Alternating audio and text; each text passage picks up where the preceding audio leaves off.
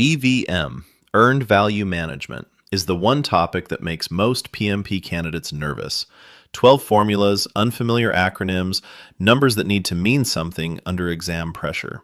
In this video, I'm going to make EVM simple. We'll go through every formula you need for the PMP exam, one at a time, with a real worked example running through all of them. So by the end of this video, you won't just have memorized the formulas. You'll understand what each one tells you, and you'll know exactly which formula to use when the exam throws a scenario at you. Let's start from the beginning. Earned value management is a project performance measurement technique that integrates three things: scope, schedule, and cost. It gives you an objective, quantitative answer to two questions every sponsor eventually asks: are we on budget, and are we on schedule? Before EVM, project managers could tell you how much they had spent, but spending alone tells you nothing about progress. You could spend 50% of the budget and have completed only 20% of the work, and without EVM, you would not know until it was too late. EVM fixes that. It measures the value of work accomplished, not just the money spent. On the PMP exam, EVM questions make up roughly 10% of math-based questions. Master these formulas and you guarantee yourself those points. Every EVM formula is built on three foundation metrics. Understand these three and the rest follows automatically. First, planned value, or PV. The budgeted cost of work scheduled to be done by a specific date. How much work did we plan to have finished by now? Second, earned value, or EV. The budgeted cost of work actually completed. EV equals percentage complete multiplied by BAC. It measures work done in budget dollars, not actual dollars spent. Third, actual cost, or AC. Simply the real money spent so far. PV is the plan. EV is the reality of work done. AC is the reality of money spent. All EVM formulas compare combinations of these three. One more term before the formulas. BAC, Budget at Completion. This is the total approved budget for the project from start to finish. BAC is not calculated, it is given. It is the number the sponsor approved at the beginning. BAC is the anchor for almost every forecasting formula in EVM. When the exam gives you a project scenario, BAC is usually the first number stated. Write it down. It appears in EV, EAC, VAC, TCPI, and ETC. If you lose track of BAC, you lose the thread of the entire calculation. Variance formulas tell you the gap between plan and reality. Cost variance. CV equals EV minus AC. Positive CV means under budget. Negative CV means over budget. Schedule variance. SV equals EV minus PV. Positive SV means ahead of schedule. Negative SV means behind schedule. Memory trick. EV always comes first in both formulas. CV and SV are both EV minus something. CV subtracts cost, AC. SV subtracts the plan, PV. Positive is good, negative is bad. Performance indices tell you efficiency, how much value you are getting per dollar spent or per unit of planned time. CPI equals EV divided by AC. CPI above 1, under budget. CPI below 1, over budget. SPI equals EV divided by PV. SPI above 1, ahead of schedule. SPI below 1, behind schedule. Same memory trick. EV always comes first. Indices divide EV by something. Cost uses AC, schedule uses PV. Above 1 is good, below 1 is bad. Let me make the interpretation visual. For both CPI and SPI, 1 is your benchmark. CPI of 1.2 means for every dollar spent, you complete $1.20 of work, under budget. CPI of 0.8 means for every dollar spent, you complete only 80 cents of work, over budget. SPI of 1.1 means you are completing 10% more work than planned, ahead of schedule. SPI of 0.75 means you are completing 75% of planned work, behind schedule. When you see CPI or SPI on the exam, your first question is always, is it above or below 1? That tells you the story immediately. BAC, estimate at completion, is the most tested EVM formula on the PMP exam. It answers, based on current information, what will this project cost in total? There are 3 versions, each for a different assumption. Formula 1. EAC equals BAC divided by CPI. Use this when current performance will continue for the rest of the project. This is the default. Use it unless the question says otherwise. Formula 2. EAC equals AC plus BAC minus EV. Use this when future work will be completed at the originally budgeted rate. The past was an anomaly. Formula 3. EAC equals AC plus BAC minus EV divided by CPI. Use this when current CPI will continue specifically for the remaining work. When in doubt, Formula 1 is your safe default. Once you have EAC, 2 more formulas follow naturally. ETC, estimate to complete. How much more money do you need to finish the project? ETC equals EAC minus AC. Total expected cost minus what you have already spent equals what remains to spend. VAC, variance at completion. The expected budget surplus or deficit at project end. VAC equals BAC minus EAC. Positive VAC, you expect to finish under budget. Negative VAC, you expect to finish over budget. EAC is your new total forecast.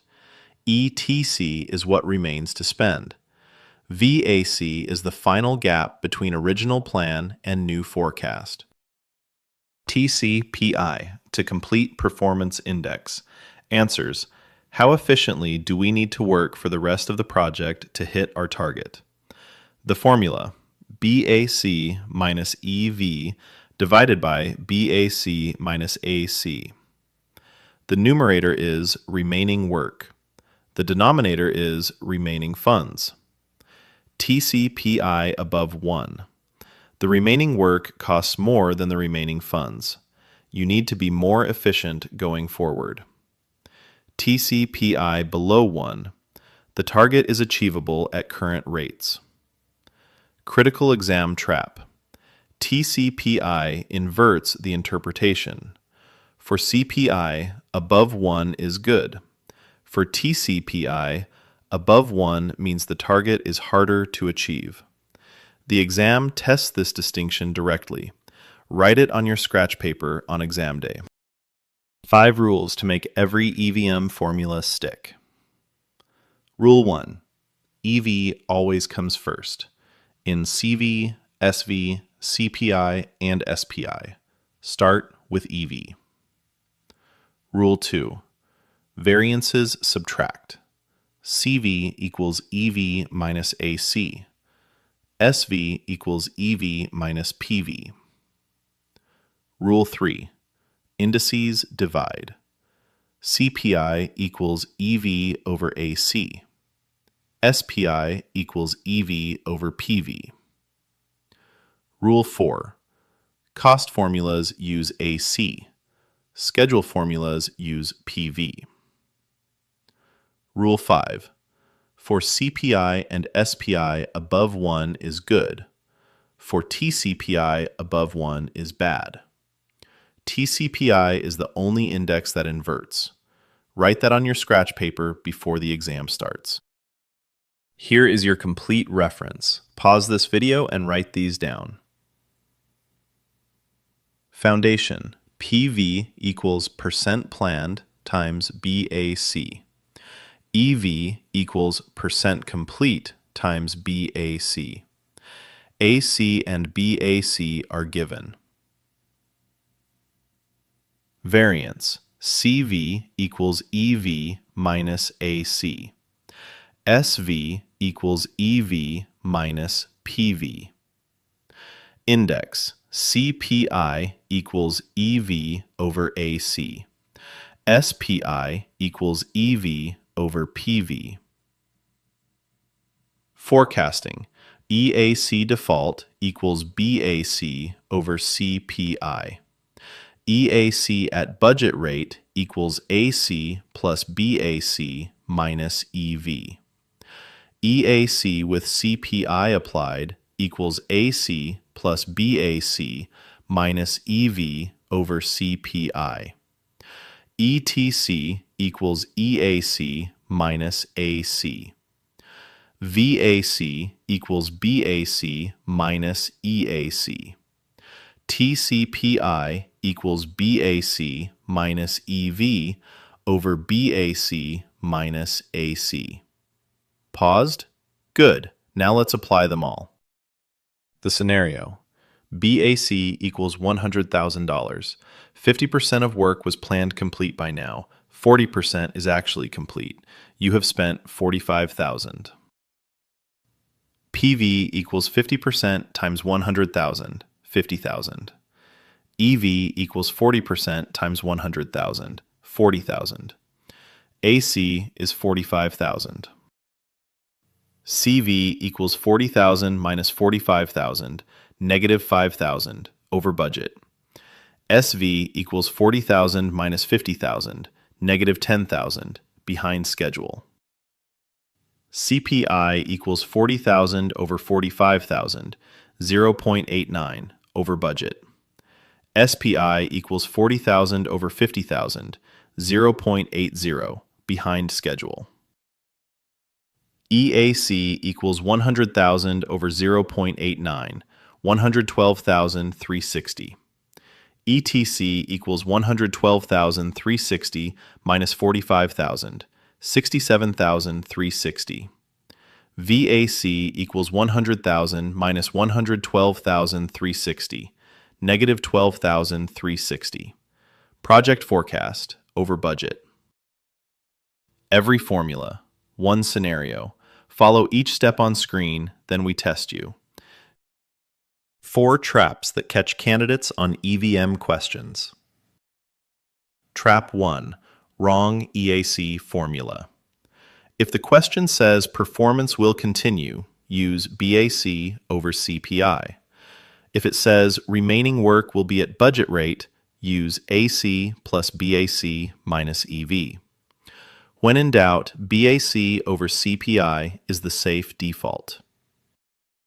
Trap 2. TCPI inverts. Above 1 is bad for TCPI, opposite of CPI and SPI. Trap 3. Misreading negative variance. Negative CV means over budget. Negative SV means behind schedule. They are not interchangeable. Trap 4. Skipping the EV calculation. Always calculate EV first if it is not given directly. EV equals percent complete times BAC. If you skip this step, every subsequent formula is wrong. Let's test your understanding with an exam-style EVM question. Question. A project has a budget at completion of $200,000. After 6 months, 35% of the work is complete. The project was planned to be 50% complete by this point. Actual costs to date are $80,000. The project manager needs to report the cost performance index to the sponsor. What is the CPI and what does it indicate? Option A. CPI equals 0.875. The project is over budget. Option B. CPI equals 1.14. The project is under budget. Option C, CPI equals 0.70. The project is behind schedule. Option D, CPI equals 0.875. The project is behind schedule. The correct answer is A. Let's work through it. EV equals 35% times 200,000, 70,000. A C is given as 80,000. CPI equals 70,000 over 80,000, 0.875. Below 1, over budget. Why not B? CPI of 1.14 would require EV to be greater than AC. Our EV of 70,000 is less than AC of 80,000. CPI must be below 1. Why not C? The calculation is wrong. EV is 70,000, not 56,000. Why not D? The calculation is correct. CPI of 0.875, but the interpretation is wrong. CPI measures cost efficiency, not schedule. A is the only answer that is correct on both calculation and interpretation. That's every EVM formula you need for the PMP exam, explained, applied, and tested. Save this video and come back to the worked example slide whenever you need a refresher. Subscribe for more PMP exam prep. Next up, critical path method, forward and backward pass explained step by step. See you in the next video.